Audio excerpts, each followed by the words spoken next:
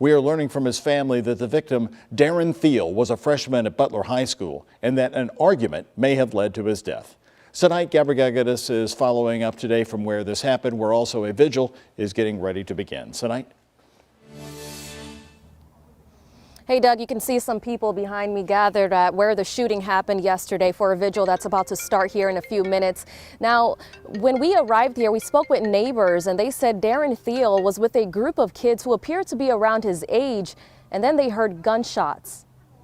But these are babies running around. My kids run around these streets. Tiffany Capito was in the St. Denis neighborhood the day of the shooting to check on her grandmother. She was just sitting on the front porch rocking. She had a couple of phone calls that say, hey, you need to go ahead and get in the house. Another neighbor we talked to didn't want to show her face on camera, but she says things escalated when a group of kids or teenagers were arguing. And they were going to fight. And instead of fighting, he pulled out a gun and shot him in the head. It's what they believe led up to 14-year-old Darrin Thiele's death. They say someone from that group pulled out a gun and fired at him. And it's scary to think that these kids walking the streets have guns in their pockets. Pray for these kids.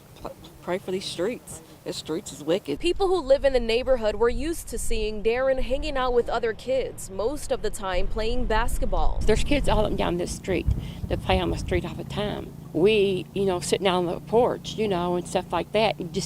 It's scary to even do that nowadays. You can't say, well, this won't happen to me, or because you don't know. His family says Darrin loved sports and had 2 younger sisters. He would have turned 15 years old next month. 14-year-old boy, he's just a kid that his life was taken so short and so senseless.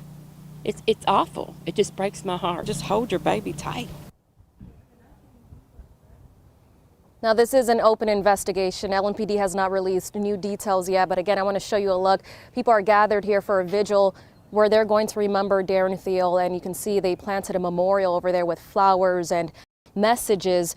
Anyone who has information, police are asking them to send it through the anonymous tip line at 574 LMPD. Now reporting live, Gabrigagadis, WHES 11.